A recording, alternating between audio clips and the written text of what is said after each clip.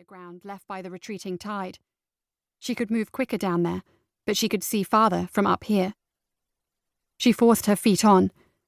"Cheyenne!" The tide was going out below her, but the waves were winter waves, as tall as her daughter, crashing onto the beach and dragging everything they could find back with them. How could she have been so stupid? The bloody ball! It was in her hand still. She was squeezing it tight. This was the last time she would let her daughter out of her sight even for a second. "Cheyenne! Roxy!" She heard a bark to her left, not close. Oh, thank God! She touched her fluttering heart. Her breath slowed a little. How silly of her. She set off after the bark, moving faster through the shingle now, so that she was quickly breathless. How could they have got so far so quickly? "Cheyenne!" Through the drizzle, she could see movement, ahead and below her, near the waves. It was a dog, long and flat, down on all fours, then leaping in the air and dropping again. He was playing with something, the way he worried a bucket or a duster at home, a poor domestic substitute for some ancient memory of hunting. There was no sign of her daughter. "Cheyenne!"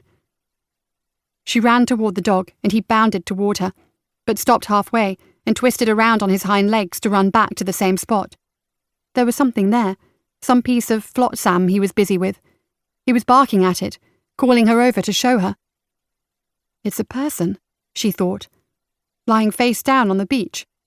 And for a moment, it seemed perfectly natural that a person should be lying on the beach in the freezing drizzle, the most natural thing in the world. But something about the person, the leg, the angle, it wasn't right. And then a wave hit and nudged the leg more askew, and she thought it was a doll. And then she realized it was a body. Someone dead. She didn't scream her daughter's name. The world screamed too loudly in her ears. She was running, but she didn't know it. She was frozen, the muscles in her face and her mouth and her arms and her heart. She didn't breathe. The noise in her ears was deafening. Her brain had seized up. She felt rain again on her face. Her brain sent a message. The body wasn't a child. It wasn't Cheyenne. She stopped 20 feet away. She was shaking. It was a woman, black hair, blue skin, bloated. She had a red bikini on, ripped. She stepped closer. Part of the flesh on the arm was missing. Paula could see bone. She turned away. How awful. But where was her daughter? "Cheyenne!" she shouted. The dog nipped at her hand. He wanted her to throw the ball for him. She was so dazed she did it, threw it up the shingle to the plateau at the top, away from the body. Then she started after him, her boots slipping on the pebbles. "Cheyenne!" Roxy disappeared over the brow after the ball, and then his head popped back up, and another dog was beside him. Paula was struggling to run up the steep shingle, digging her boots in. Her panic was slowing her. Her tense arms and legs kept slipping back. The dogs ran past her, back toward the beach.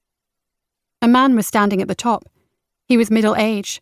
She recognized him vaguely from around, but she didn't know him. He had a beard. "Have you seen a little girl?" she said, clambering up. He didn't answer. He was looking beyond her. "Is that a body?"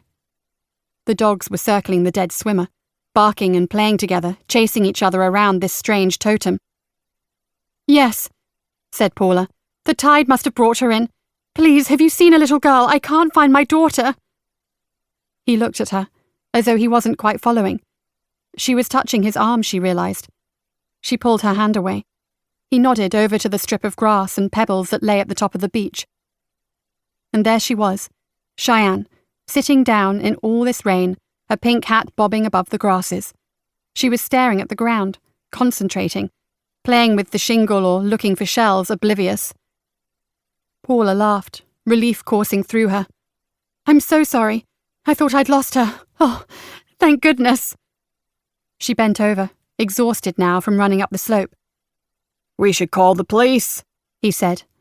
And for a moment, Paula didn't know that he was talking about the body on the beach, the poor woman down there. "It'll be that woman who went missing." "What woman?" "During the bank holiday. She went swimming. Hadn't you heard? A woman from London." Paula hadn't heard anything. She'd been in with the kids on Monday, a public holiday, and most of the week. She went to sit with her daughter. She hugged her, and praised the picture she had made out of shells. To keep listening to this audiobook, I've left you a link in the description so you can do it, at no cost thanks to Audible's 30-day free trial.